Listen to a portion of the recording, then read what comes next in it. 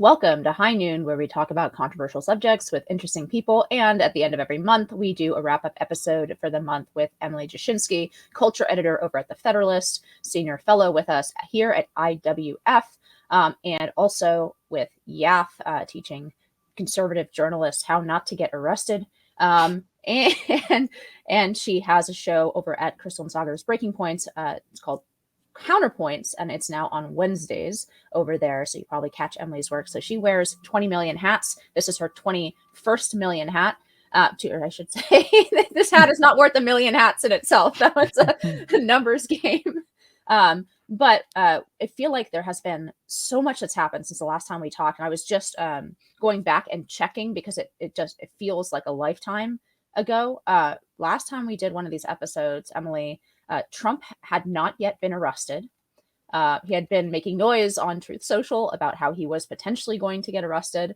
And we thought that that was a political shell game. And turns out he actually did get arrested. So that happened. There's a civil lawsuit in New York against him as well. Indictments likely to come in other states. And then on top of that, we have a major free speech case with Douglas Mackey, aka Ricky Vaughn, getting convicted of essentially under a statute that prevents election interference for posting a meme, which is a huge news in terms of free speech and the kind of hard tyranny that we have mostly thus far been able to avert with the First Amendment that's specifically coming from government rather than collusion with private sector businesses. All of that to say, and then today, and we're recording on Monday, we have the double resignation or parting ways between Tucker Carlson and Fox News, and then Don Lemon over at MSNBC. So I guess there's a huge hodgepodge, and if you want to jump in anywhere, and Mitch McConnell, rumors about Mitch McConnell finally perhaps retiring. So all that hodgepodge of news, some of it quite old, several weeks old. But let's start with the Tucker leaving Fox thing, which is breaking right now. I mean, what is your take on all of that? And then if you want to throw in stuff about the Trump arrest that we've talked about it on other platforms, I feel like it's now, that feels like a year ago. It's unbelievable. Yeah. Your recap of the last month just now is somewhat mind-blowing. It made me stress to listen just to you running through everything that's happened in the last month and just the last day, as you said. Head of NBC, Universal, and Comcast also out. Don Lemon, Tucker Carlson, all in the span of 24 hours. And Tucker, everybody on the right has an opinion on this, and we don't have all the information as we're recording this right now, obviously, because we're in the very, very early hours of trying to understand what's happened. The Fox spin machine has sort of been saying that this had something to do.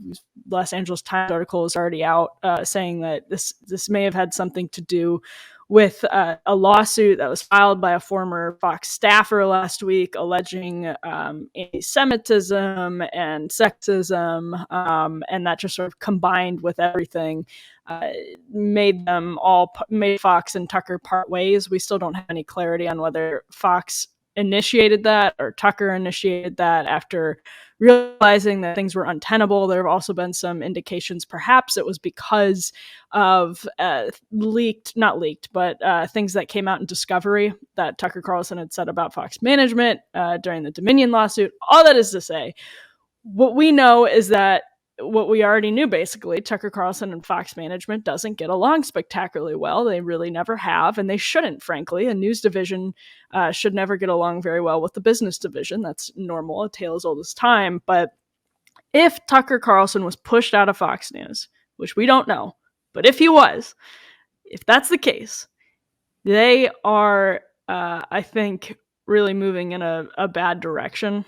Tucker obviously gave the address at Heritage's 50th anniversary just a couple of days ago.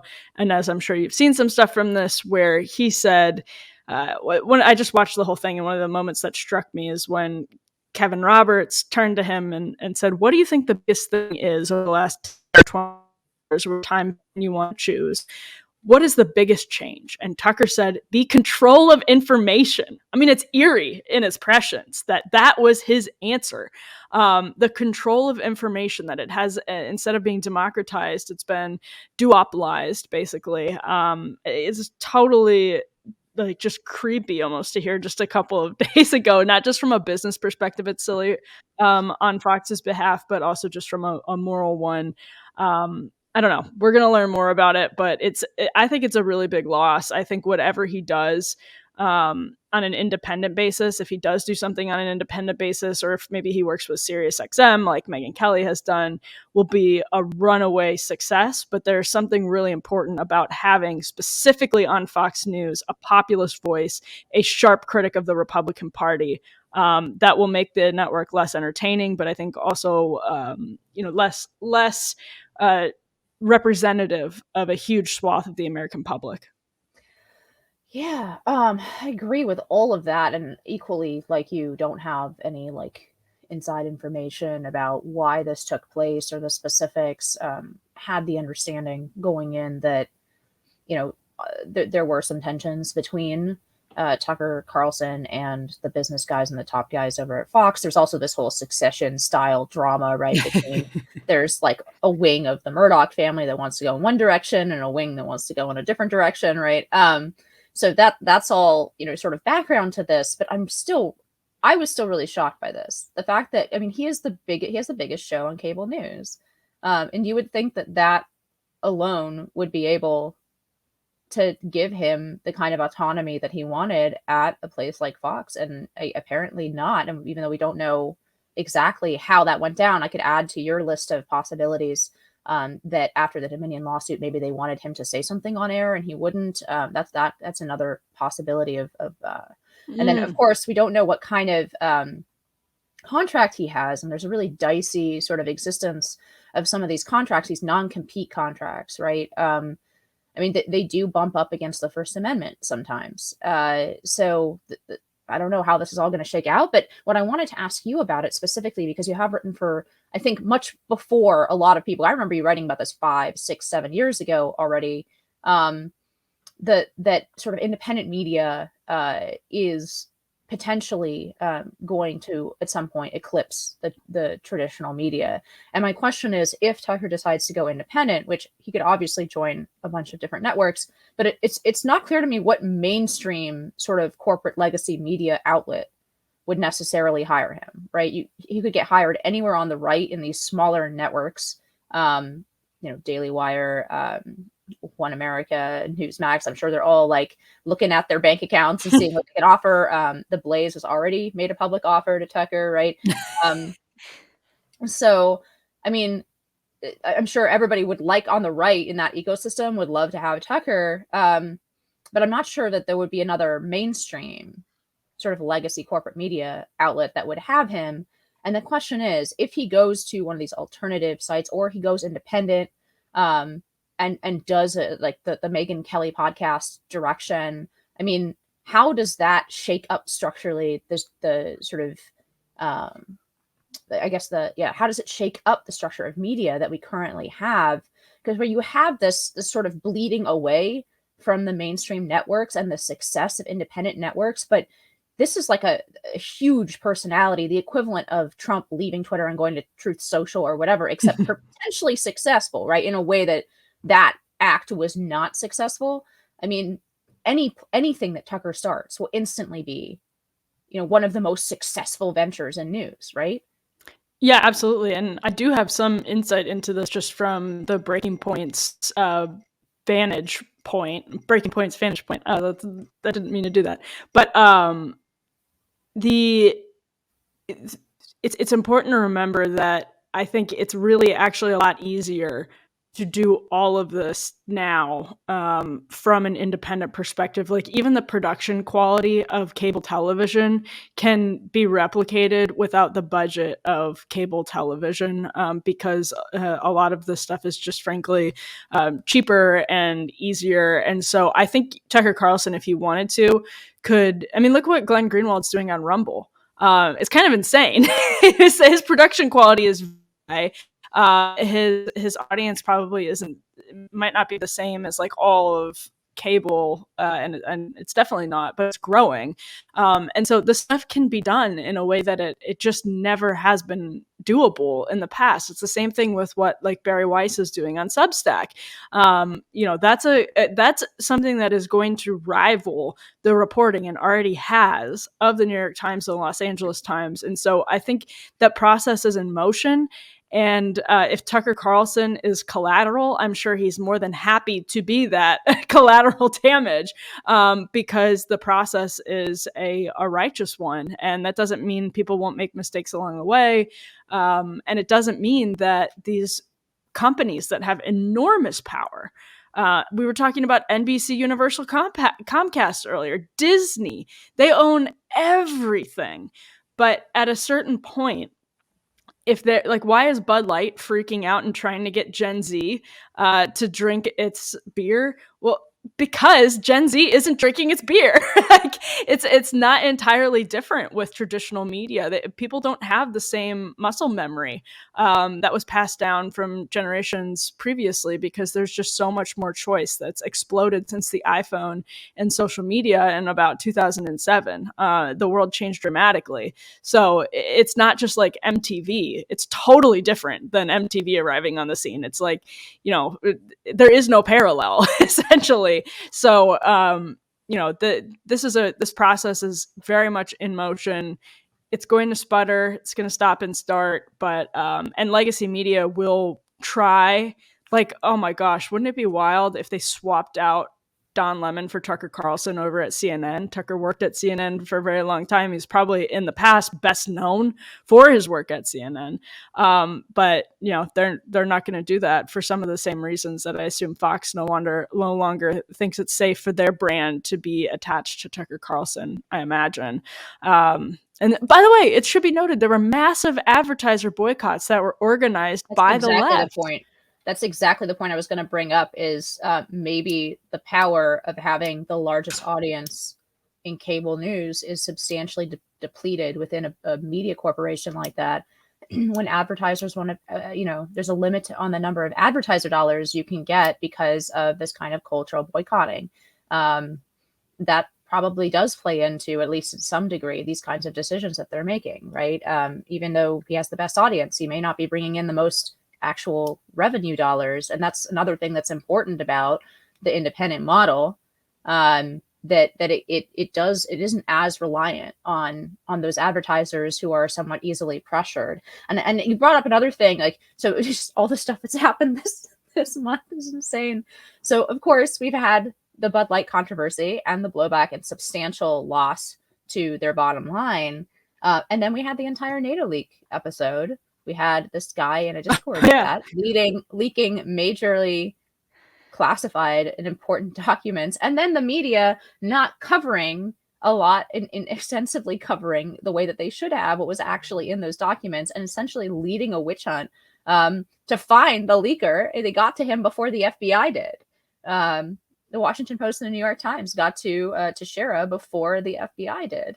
And before, so all of that to say, and actually tie this all together, one of the things that potentially goes into this Tucker thing is he is apparently one of the few people who did uncritically broadcast the troop numbers and the casualty numbers that were in those documents. That was apparently the only part that was very clearly doctored, right? So that is some kind of likely Russian propaganda attempt, right? They basically escalated the numbers of Ukrainian dead and underestimated the numbers of Russian dead. Lots of other important stuff in those leaks, including the red line that U.S. intelligence service thinks will precipitate China's involvement directly in that war. Zelensky being willing to strike deeper into Russia if he had the capabilities, which sheds a lot of light, as I keep saying, I think, in different platforms on. We had this whole conversation 3 or 4 months ago about like offensive weapons versus defensive weapons. What does that mean? What's the range like? And it seemed like a highly technical conversation, but apparently it is a critical aspect of how we involve ourselves in the war there, and how far we want to push China on the flip side. There's the downplane in Belarus. There's some unrelated things like that are really fascinating, in that apparently 5G is interfering generally, like civilian 5G is interfering with military communications. What else is in there, man? I feel like it's a fire hose. I know that it sounds like listening to a fire hose to listen to us right now, but it has been a fire hose for the last month. Yeah. I mean, it's crazy to just think about all of that. And the point, actually, the common thread through everything is what Tucker just told Kevin Roberts, that essentially the one thing that's changed, and I think this is completely accurate, the biggest problem right now in the United States of America is the media. And because that's such a huge problem, because there's such a demand in the market, there are new products and alternatives that are being offered to the extent that they're able to be offered. Yes, that's happening. But without the media blockage, we would have so much less discord, we would have so much less confusion, and we would have so much less actual ignorance because of disinformation. If the media were honest about the reporting that it's doing, if they were honest about the report coming from one direction or the other. I mean, Tucker uncritically reporting the casualty numbers is interesting, although Tucker has outright said, where he comes from on the question of the war in Ukraine. And so viewers are smart enough to already be weighing. We know that because we're all viewers. We're already always weighing people's perspectives with the information that they're giving us. And so, if the media would trust each other, if they would trust all of us as Americans, the public, to just consume information and not, have to lie to the public in order to achieve their preferred social outcome, then we would just be in immediately a better place, because we would be starting from a place of honesty and accuracy. And without that, there's really nothing that you can talk about, because people are talking past each other. And that's what's really sad about Tucker leaving. But then on the other side, maybe it's a really huge boon to independent media. Maybe it is the sort of final nail in the corporate media coffin. I'm not optimistic about that, because I think corporate media is still incredibly powerful, especially because the vast majority of people who are watching corporate media or can pay for subscriptions to the New York Times and the Washington Post, to the extent that that's really propping up their business models right now. And it is. Those are older people anyway that might not be making the transition to independent media. So it's there's more patience and slowness that's needed along the way. But if he lands on an independent and creates an independent platform, or lands at an independent platform, man, I still think it's a real loss. He's not someone that I think, I don't think it's ideal. I think it's always ideal to have somebody like Tucker Carlson, just an unfiltered populist, unashamed, unabashed populist, who is willing to question his own priors, willing to question his own ideological sides priors on a sort of so-called mainstream platform. I think that's good. But I don't hate him going to an independent platform and bringing more and more viewers away from that sort of legacy bubble either. We'll have to see what happens. Yeah, I mean, I feel like that's why we've transitioned to this era where trust in individual people has become so important. And in the cheap, sort of commercial sense, that's like the influencer phenomenon, right? Where it turns out that it's a better advertisement than, rather than creating an advertisement and putting it on people's social feeds where they really mistrust it. If somebody that they trust and follow already says, "Hey, I like this product," right? That turns out to be a much more effective way to advertise to people who frankly are cynical, and disconnected, and feel like they're always being pitched a line, right?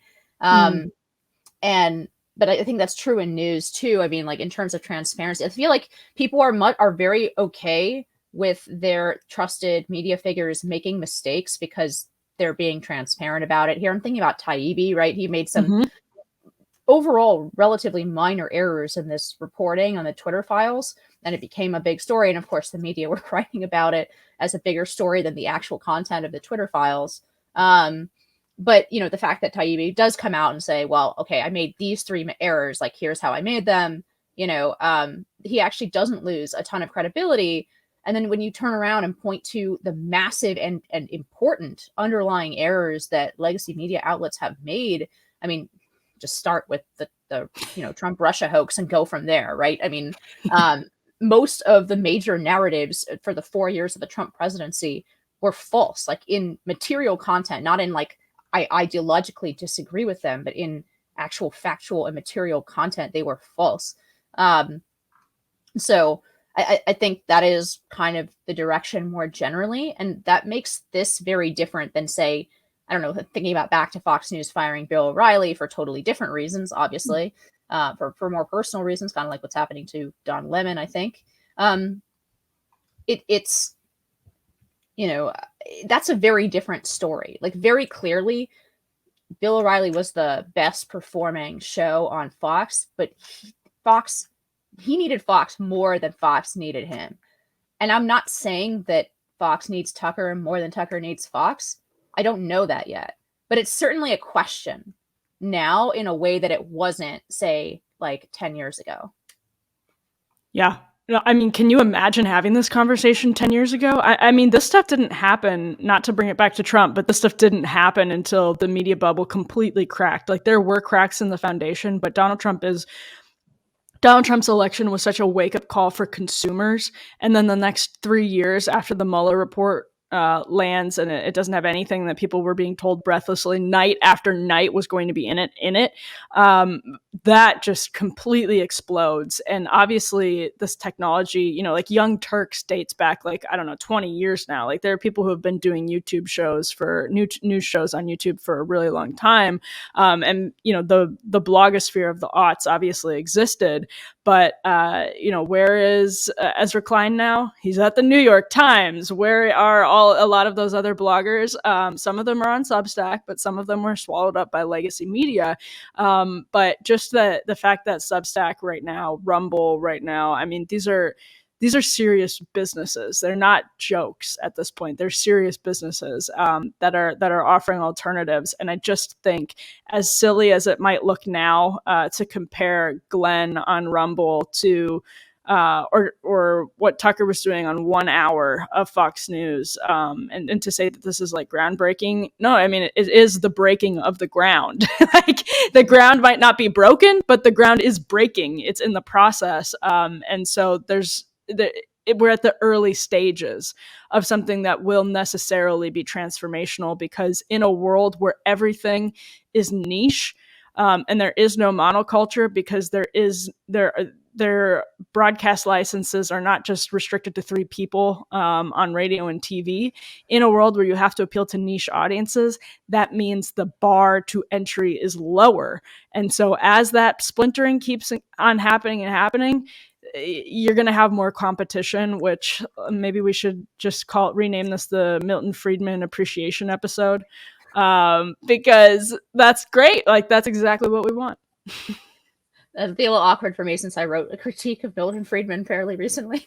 Yeah, a good one. But so I was just thinking as you were saying that, I mean, and we'll move on from this topic in just a minute, because I feel like it might be more fascinating to us being sort of part of this media thing than lots of people. But I do think, as to your point and the point that Tucker made at the Heritage Foundation Gala, this is a key part of the fabric of how the regime we currently operate under works. And we haven't been, and this is one thing that actually I think, obviously there are lots of ways in which the Soviet Union was worse than our current situation. You're never going to hear me say otherwise. I think that's actually one way, in some degree, where the Soviet Union was weirdly better, because like everyone knew that Pravda was full of garbage. Yeah. Something else, but like at least by the time you get to the later part of the Soviet Union, right? It's not like people are actually, they don't actually trust their media. Here, I do think like we can get a false impression, especially in our demographic, right? About how many people really do still trust the media. They're not completely broken and cynical. Mm-hmm. And so I think we, you know, to the extent that trust continues to break and splinter, I actually think that's a really positive thing. if we can get to the place where the Soviet Union was about Pravda with regard to cable news and legacy media, I think that would be a positive thing overall, even though there are, as Trump would say, many fine people. Many fine and people many involved. Such cases. Yeah, many. But yeah, I mean, like, Tucker's audience, I looked it up, it's 3.5 million, which is huge for it's the biggest, most watched show on cable news. Rogan has 11 million listeners in his audience. Right now, it's not a perfect comparison because Rogan also like interviews, like it's not just a news show. It's not politics, right? People don't listen. There's an inherent, and as you're always pointing out, right? There's like this huge gap between even the most watched political shows and like whatever BoJack Horseman or the entertainment world is just like posting much bigger numbers, and Rogan kind of splits the baby there and is halfway in between in both worlds. So maybe it's not a fair comparison, but still, I do feel like that's, you can build an audience of millions in an independent way. And if anyone in the news business can do that, it's Tucker.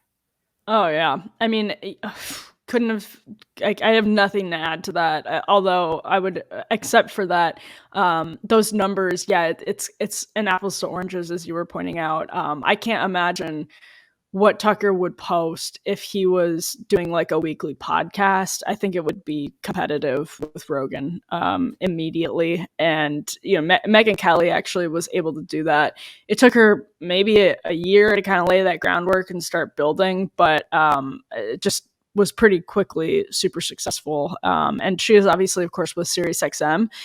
There are other companies, whether it's not going to be CNN or MSNBC, but there are other companies that might latch on to Tucker. I mean, SiriusXM is one example. Obviously, they have Howard Stern, even though he's less controversial, but like there's something afoot. We've talked about the vibe shift before. There's something afoot that will allow somebody to make a lot of money off of the great work that Tucker Carlson does. Whether it's just Tucker or anybody else is the question. Yeah. I mean, honestly, I would love to see him just start a television news network. He would actually be competitive, I think. I mean, I don't know anything about starting a news network, so maybe that's a crazy idea, but I would think that actually like an alternative network anchored by Tucker and where he actually poaches some talent from all these other people.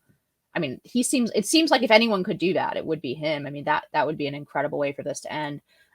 Speaking, this is very much my next topic. It's very much in the same vein. There's this Pew Research Center poll that shows numbers on, so it's percentage who have a blank opinion of each federal agency is favorable versus unfavorable, right?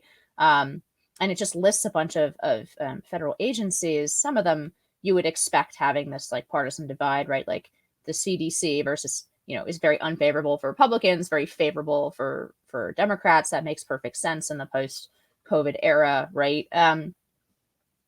Or like the Department of Education, probably a long-term split, right, between Republicans and Democrats. But some of the agencies with the largest partisan split now in terms of Republicans versus Democrats and favorability ratings are the FBI, the CIA, and the Department of Homeland Security, all of which have more unfavorable ratings among Republicans.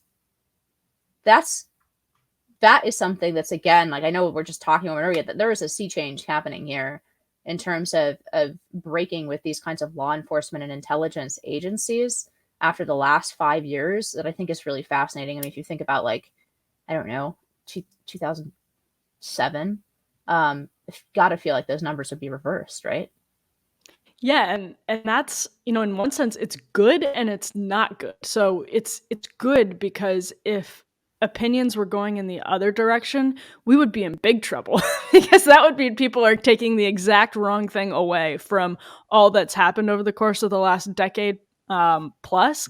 But it's not good in the sense, obviously, that having a low trust society and low trust in law enforcement is a really bad state for a constitutional republic to be in. I think that's, you can look at what you need in the recipe of like a successful constitutional republic or democracy, broadly speaking, and trust in law enforcement authority is obviously, it doesn't have to be 100% trust, but some general trust in law enforcement and authorities is a really big part of that, of course. So the left had some points I think the right is waking up to, points during the Bush years that the right is waking up to, because it's not just because the administrative state hadn't turned on conservatives yet. I don't necessarily think that's what's behind it. I think it's more just that the growth of government, some of the stuff wasn't clear because it was happening around us in the post 9/11 era. Things were happening so quickly that people weren't like able to catch their breath and like really think through everything to the extent that it needed to be, especially when people were actually afraid. So yeah, you're right. Like looking at trying to imagine what this would look like a decade ago. I mean, I think we know there probably are numbers. It's just a total reversal, but in a good direction. Well, I guess it doesn't matter at this point, but it does. I wonder for how long these agencies have been as rotten as they clearly seem to me now. So, in other words, I wonder if I was completely naive 10 years ago with regard to law enforcement, particularly federal law enforcement in this country, or if there was a tipping point in these institutions that just was brought forward at this point. Like here, I'm thinking about like, I don't know, tipping point. We see this happening all over, but like, let's say just pick one to talk about the previous media example, right? Clearly, ousting that editor, sorry, I always forget this guy's name, but ousting the editor at the New York Times over the cotton op-ed and the complaints of younger staffers was a tipping point within that organization where it went from, merely left-wing liberal to completely controlled by a new ideology. And I guess I'm wondering if the same dynamic exists in these other institutions, which are in some like broad sense, right, associated with the right, law and order, hierarchy, right? And so, which is not to say that they were like Republican institutions or staffed with conservatives, right? But there is something about, enforcing order and prosecuting people and, and dealing with a sort of violent global scene. I think that does draw a certain kind of interest from the right, and probably draws personnel more of a type of people who are at least moderate or right-leaning. And I'm guessing my question, and I don't know the answer to it, like there's two options here. One, I was just a naive idiot and didn't realize how completely rotten these institutions were, even let's say 20 years ago. Alternatively, what has happened to the personnel within those institutions that they have shifted so radically from like a moderate or even conservative sort of at least personality type of people who would staff those institutions to very clearly, and I guess I'm comparing this to like, there's a type to for example, the kind of Republican that went left during the Trump era and didn't just dislike Trump or whatever, but like has gone really and truly left, and I'm not just talking about some of the big names like David French or Bill Kristol, but I'm talking about like the people that I know in real life. A lot of these sort of upper middle class income, managerial type people with, white collar jobs, sometimes agency jobs. I'm wondering if that managerial, like big divide, economically, where you're surrounded by the cultural left all the time, has played into what these agencies have become, or again, totally open to the possibility that I was just a naive idiot and didn't realize how corrupt these agencies are. I think one is because of the other. I think we were naive because it wasn't clear yet exactly how quickly the people in those positions, the people in charge of those agencies, it wasn't clear how quickly they had been corrupted. So on the one hand, I think nobody or no agency, conservatives would agree it's not ideal if you sat down Paul Ryan and wrote all of this down on paper. I think everyone would agree it's not the ideal state of American democracy to have the Patriot Act, but it was a necessary response to a new threat, new sort of technological threat with air transportation and, global communication, et cetera, et cetera. But I think, at the end of the day, it's very clear that the power delegated was too much. On the other hand, though, I think there was a naivete, or maybe a wishful thinking, or maybe even just a sort of 90s, early aughts American optimism, the end of history optimism, that had us all fairly convinced we had landed on a healthy consensus, and that consensus was safe, that we could undertake these large-scale projects of stability, because we had landed on that sort of end of history consensus of what an appropriate government looked like, of what the future looked like. And so I think, to some extent, I think naivete is pejorative, and I don't mean it in that sense. And I think wishful thinking is the same thing. I actually think there's some rational explanation for why the right, largely, and I don't want to take away from the Rand and Ron Pauls who were calling attention to some of these problems, but I don't think, like, Why Liberalism Failed is not a book that was written in 2002, right? And that's for a reason. And that was a conversation that honestly wasn't happening on the right period, because liberalism was still intertwined with Christianity, and the a lot of that, like the sort of cultural right, felt like it was well intertwined with liberalism, and didn't feel like it was fusionism, right? It didn't feel like any of that had fully splintered. And then I think it became very clear to us when the managerial class got power.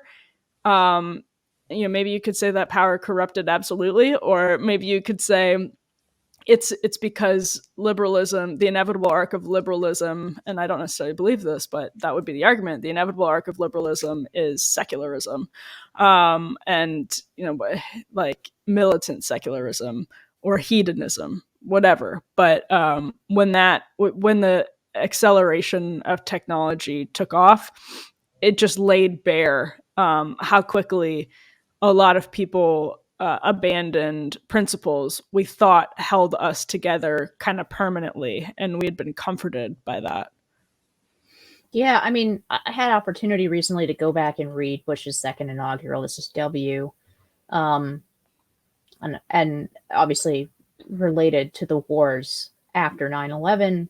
This is, still the beginning parts of these wars, which, by the way, lest we forget, were supported overwhelmingly in the first several years of the war. That they were very popular wars initially, and like many of America's wars, rightly or wrongly, that drag on, they became extremely unpopular over time. But this line really struck me. It is the policy of the United States to seek and support the growth of democratic movements and institutions in every nation and culture, with the ultimate goal of ending tyranny in our world. Now that's naive. That was something that sounded like an achievable goal in 2005. To the point where you would write it into an inaugural address. You would write it into an inaugural address. Without shame. So, I mean, I think that goes to sort of the point you were making. I think the same point that, for example, Douthit made about looking backwards at the 1990s and 2000s, saying what actually looked like, he says it more elegantly than I'm going to remember to repeat, but, actually what looked like a strong tree turned out to be completely hollow. And the only reason it looked like a solid tree is because the winds were mild. In other words, this is pre-iPhone revolution, as you always like to point out. This is, sort of the still in this post-Soviet collapse period for the United States, immediately after getting kicked in the teeth by 9/11, but still, without that fundamental kind of cynicism and resignation and distrust that I think is the hallmark of politics, I would say since 2016, but I think considerably before that. It's just that was the first obvious national expression of that kind of politics. But yeah, I mean, just going back and reading that like strikes me as I probably once. I mean, I wasn't paying that much attention in 2005. It's in high school. I mean, I was paying some attention, but not like, you know, intensely. But I probably would have thought that sounded reasonable. Yeah, I think you're right. No, I mean, I think you're right, and that's something I was actually considering this the other day, that there's so many people, younger people on the right, who have very reasonable, impassioned arguments against the generation before them.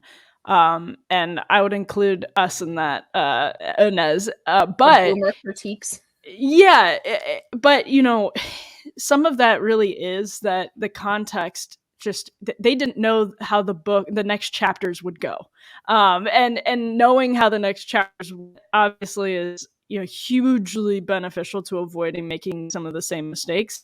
But at that kind of apex of history moment, not the end, but maybe what did it, maybe with as more years pass, we will look at the 90s and the early 2000s as maybe like the peak of civilization, and then everything went downhill from there. But from that vantage point, there were a lot of things.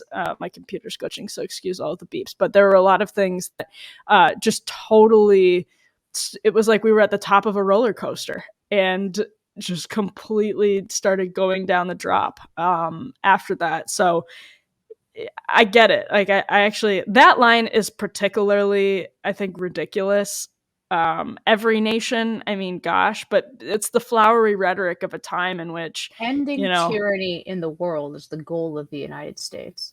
every nation, ending tyranny in the world. I mean, that is just unthinkable today, because we understand the human condition. And by the way, Or rather, I wouldn't say that. Like, we were kicked in the face and reminded of the human condition. It's not like it's a new thing to understand the human condition, or at least understand as well as our sad attempts to understand it. Or, I just want to say that's not a new. Well, I actually think there's this. It bothers me a lot. I think there's this strain of almost like Rousseauian thought that creeps into like evangelical conceptions of humanity sometimes, and probably especially back then. How often do we hear the line, this was, by the way, coined by a man of the cloth, Martin Luther King Jr., that the moral arc of history is long and it bends towards justice? That is not true, because man is fundamentally fallen. Like, if you are a Christian, if you are George W. Bush, a born-again Christian, it's absurd to say the goal of the United States is to end tyranny everywhere, because tyranny will always be with us. And that, I think, talking about humanity in that way really revealed a short-sightedness and a comfort that was false, and we allowed ourselves to sort of be seduced by this very short time period of relative prosperity. And if you think about it, if you grew up like George W. Bush did, in a time period after we had just triumphed and in the Second World War, and we feel like we're just triumphing in the Cold War. People would put Vietnam aside because we still didn't fully know the extent of institutional failure.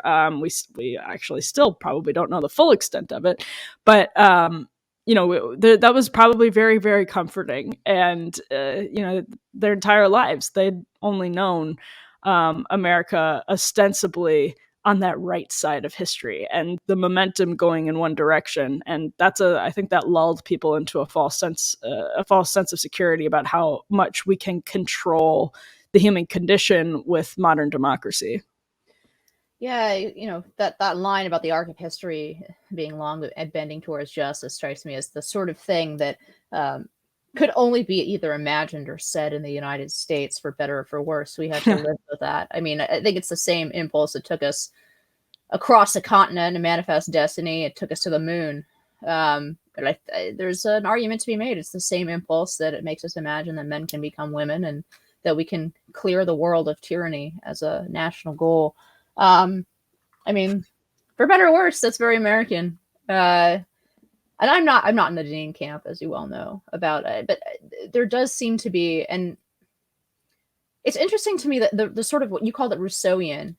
I think that's a good term for it, because it's blended with this I think that really took off in the 1960s in America, Mm-hmm. where you like Mm-hmm. you read materials from before 1968 or so. You know, it's not exact, obviously, but you don't get this sense. But there is this real.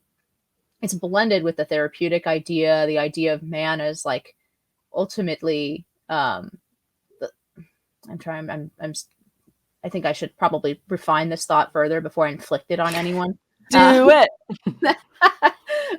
No, but like there is this sense of that there's this self, right? You have a decline of religion, you have a self that's sort of separate from the body, like you have to create a new idea of the soul, and then this self that you can self-construct, very connected to the idea of individual liberty.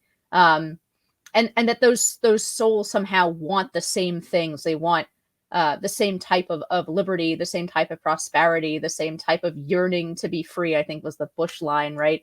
We imagine that children's transitory needs, for example, transitory ideas about who and what they are, we imbue them with a special significance. All of this strikes me as particularly Rousseauian. And at root, this idea that there is something very, very good and free at the heart of the human person.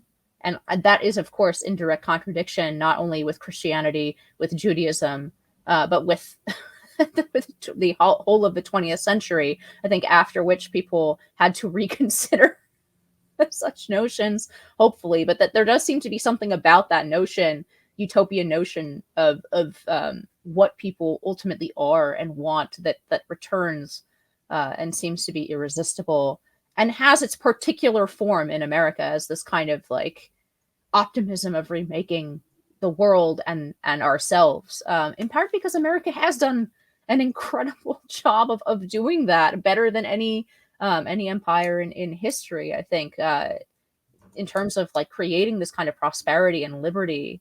You know, hell, in a country where you can put a man on the moon, why not? Right? There is but I think now that's maybe the biggest difference. There's such a sense of limitation. Mm. Maybe a correct one. Maybe we've gone too far into the cynical, but there just feels, speaking of vibe shifts, there's such a feel of like limitation now, that I have, and I don't think I'm the only one, in how I look at our politics, the world, geopolitics as well, like all of it. There's such a sense of limitation. You go back and you read something from 2005 like this, you're like, wow, you really felt like you could do anything. Different language. Yes, different. Your point about the MLK line is so interesting, that it could only be written, the moral arc of the universe is long and it bends towards justice, that it could only be written in America. And by the way, at that, 1960s America is super interesting, because it's the same thing I think that makes us a little bit myopic when it comes to technology, is that because we're at this like hyper novel rate of change, we don't realize how quick the rate of change is. We're just sort of used to things being like things changing really fast. So that fastness almost it's like you're spinning. It's like you're spinning so fast that you can't feel how quickly you're spinning. Like, the way that we are just on Earth. You're moving. You feel like you're standing still, but you're actually hurtling through time and space. I think that phenomena applies to like America and the West, probably more generally in the last century. That it felt like progress in quotes was the natural state of the human condition, when in fact what if you are living in the West on planet Earth in the last 100 years, what you experienced during your lifetime is incredibly unique and has only happened to a tiny, tiny, tiny sliver of humans who have ever walked on the Earth. Yeah.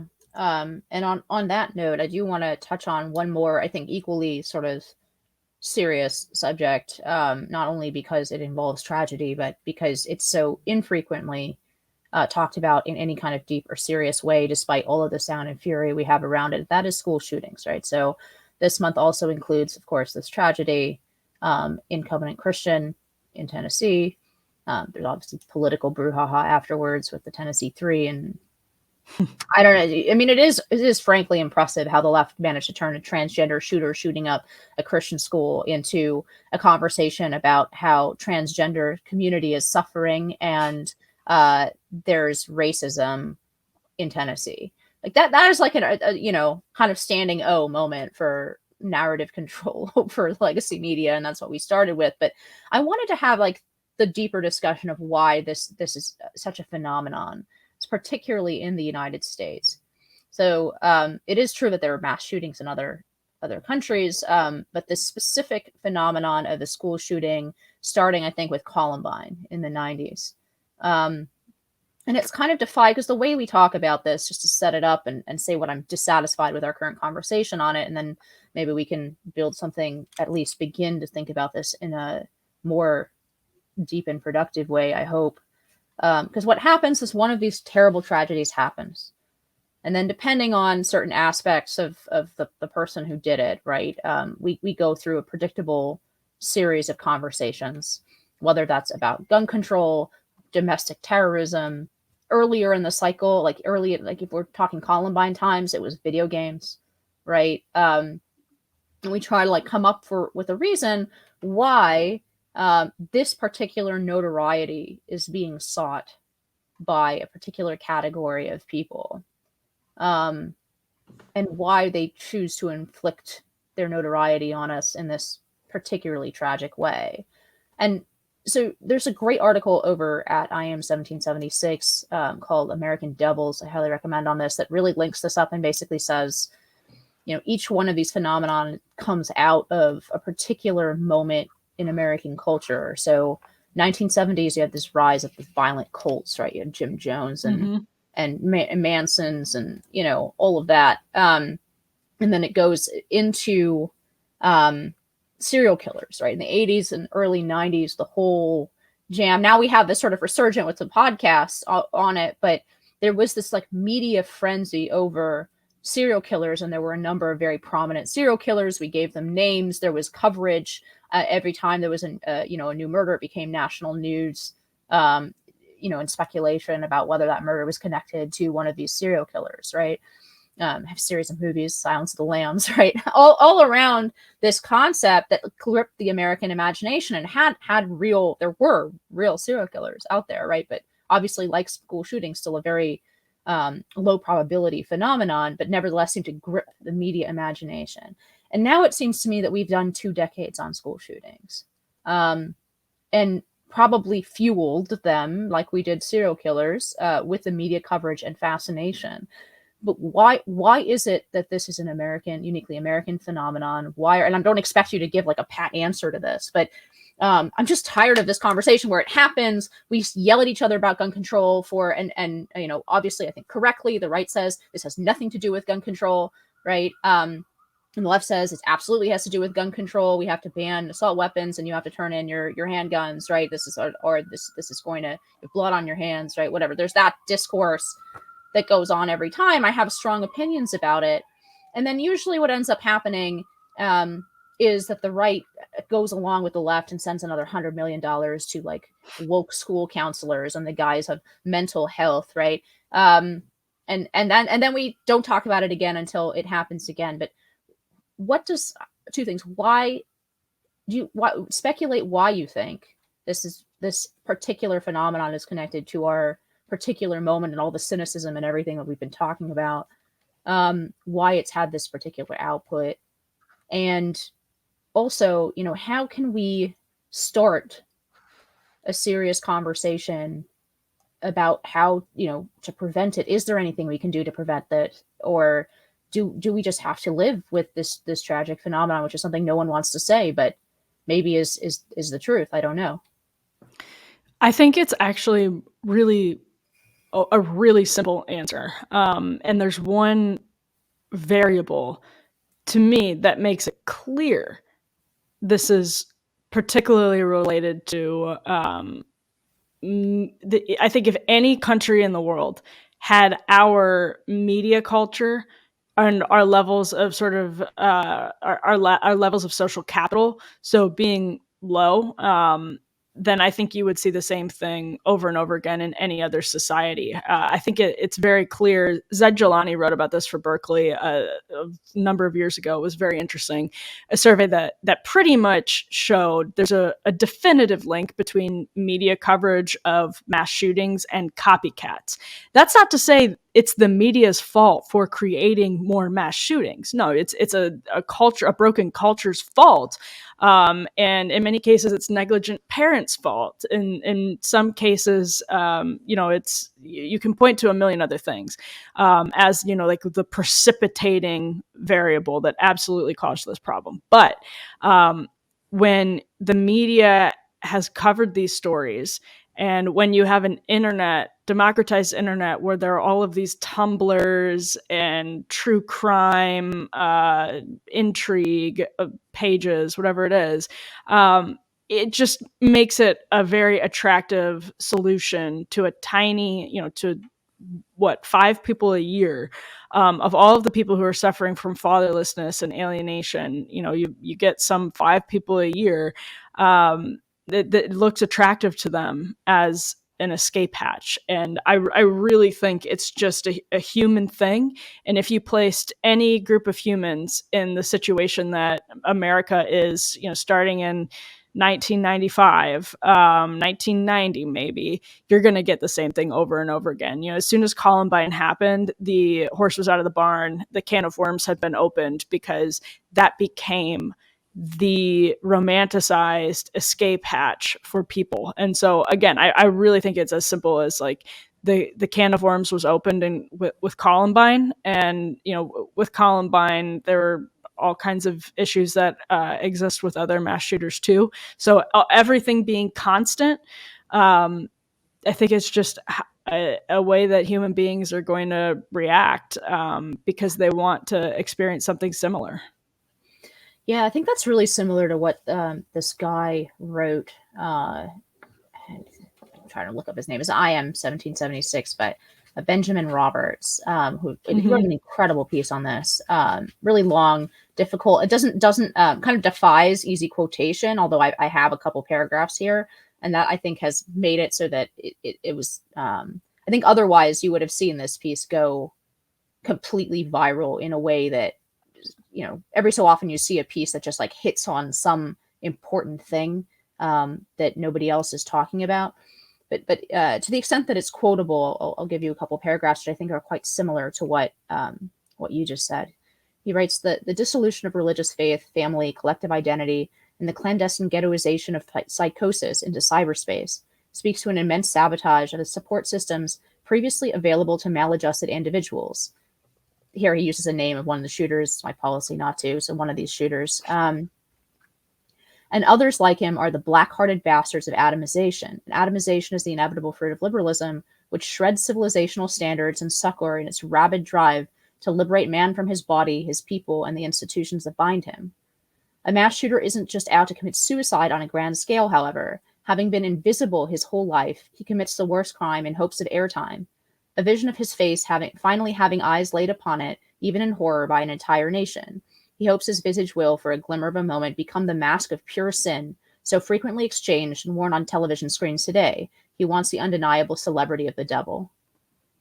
Yeah. And I think that really does describe something about this phenomenon. It's not that, look, it's actually, there's sort of these mass consequences of atomization that we've discussed many times, this sort of lack of meaning in a post God is dead world, right? And particularly, we can talk about all the things that have accelerated that. You point to acceleration in technology, breakdown of family, all these things. Of course, most people who lack meaning, right, are not murderous and not particularly horrible in this. This is like in the category of murderous. This is a particularly horrible one, right? But it's interesting that small percentage of people that what's interesting, I guess, or challenging to us is how the broader ills of our particular moment, why this particular form for that tiny percentage of a percentage of people who probably would be cracked anyway, right? How they decide to crack, or how they decide to take vengeance on the rest of the world, seems to me somehow instructive about the society in which we live. Yeah, I agree with that. I think it's very much that. And I think if you look at exactly the study that Zed points to out of Berkeley about causation from media coverage. I think it's very evident that people are acting something out. Like they are casting themselves as X, Y, and Z. And again, I think we're going to see um, a lot of different we're going to see a lot of different things happen like this. Not necessarily mass shootings, but a lot more acting out. And it's interesting that the Covenant shooter obviously had a kind of non-binary or transgender identity, because I think that's another way that people are acting out their angst. It's an expression of angst, and that's obviously a much less violent expression of angst. But I think we are looking for meaning and purpose in a lot of different places. And to your point, actually, just to bring things full circle about the security state and these like institutions wielding their power, I think Columbine was a good wake up call to everyone. It should have been a wake up call to everyone. It should have been something that, like, the silver lining is, there is, I shouldn't even say that there is no silver lining, there is no good. But it should have been a takeaway that people are going to be searching for. There's like, as they're groping for meaning and purpose, they're going to land on horrible expressions to cope with it in a high technology world where they can, do a lot of damage with less effort, whatever it is, or with less even planning, and more immediacy. Man, that should have been very clear to us that the social fabric was tearing in ways that we're going to interact with technology really painfully. But I don't think there's something that's like, I don't think this says anything bad about the average American person or about the American government. I think this is humans when placed into a society with the levels of freedom, but also the levels of kind of decadence that ours have, just sort of inevitably, that ours has sort of inevitably as a consequence of the really rapid innovations in technology that we ourselves came up with over the last 100 years that have really benefited people in many, many ways, new medicines, new many things. But it's incredibly alienating and disorienting. And for a while, that wasn't clear to us. But it should have started to become clear to us, with things like Columbine in the late 1990s, the early 2000s. And I think now the difference is we understand these things not as aberrations, but as patterns of expressions from, at least on the right, as expressions of the same pain that's taking people in various directions, but as probably one of the most severe expressions and risks that comes with all of these changes. Yeah, I guess it's a version of the Warhol statement, right? Like, in the future, everyone will be famous for 15 minutes. Well, that was the future of maybe 2000. Now it's everybody will be hated for 15 minutes. Yeah. And this is one way to make yourself the most hated of all. Kind of an apotheosis of the 2 minutes hate that seems to turn on each of us in sort of consequence, or in series in this world. But I guess let's wrap up with this. It seems the problem with this analysis that we're doing, which I think holds a lot more weight and truth than some of the surface level political conversation, is that it doesn't have an answer, right? There isn't a bill that we can pass then to make the next, murder of children in school less likely. And I think that's like very difficult for us to deal with. I mean, I think there are some things we can do around the edges. I do think we can harden, schools in certain ways, right? Whether or not Yes. that includes an armed guard. I mean, we saw that that's not a silver bullet either, pun intended, right? We had instances where those guards were totally ineffective. We can definitely try in a First Amendment society to encourage the media not to grant notoriety to the faces and names of these people, and to only report on the facts, even the motives and so on, of these shooters, without giving them the kind of notoriety that comes with being named and pictured in every media outlet. And I do think those things would do some good. But it seems to me that if somebody is determined to kill children to make themselves this American devil, there's not a whole lot that any modicum of a free society can ultimately do to stop them.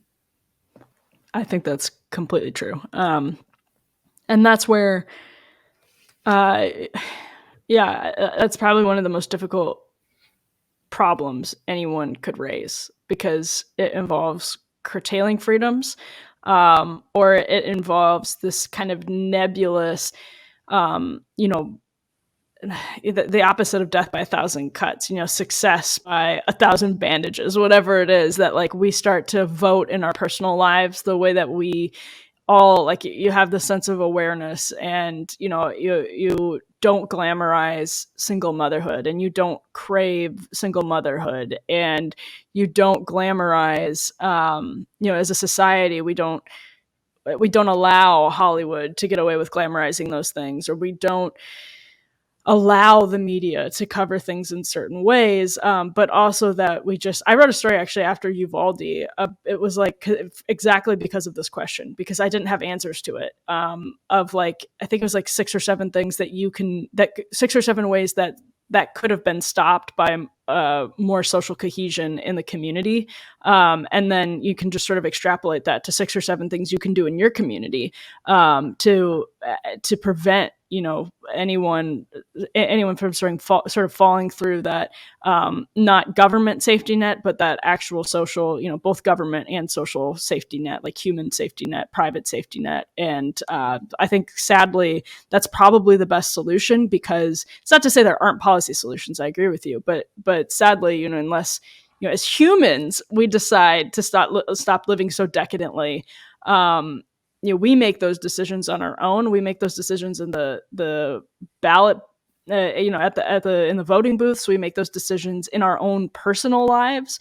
Man, if we don't do that on individual terms, I just don't think the policy all stops short. So that's why it's tough, because you hit that brick wall no matter what.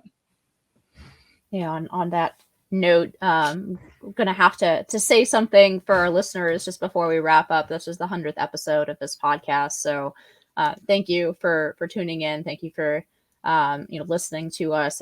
I hope that these conversations are actually in some degree helpful for anyone. I think that they're certainly helpful and sometimes enjoyable for Emily and I, but we really appreciate everybody who's tuning in to listen to them. I'm hoping that in some small way that we do affect the direction of this country that I love and Emily loves. So we are all in this nation together, unless you're a listener from another country, in which case we have nothing to say to you. No, I'm kidding. So that may sound like hubris, but I mean it in the exact opposite sense, just because I think it's important to try to actually describe the sense that we all have of that we are living in the Chinese curse of interesting times. And it's the best we can do is to make sense of it as best we can, and to talk to other people who are trying to make sense of it in an honest and a way as well. So thanks for tuning in to 100 episodes of High Noon. And I guess we'll see you next time. Be brave. We'll see you next time on the 101st High Noon.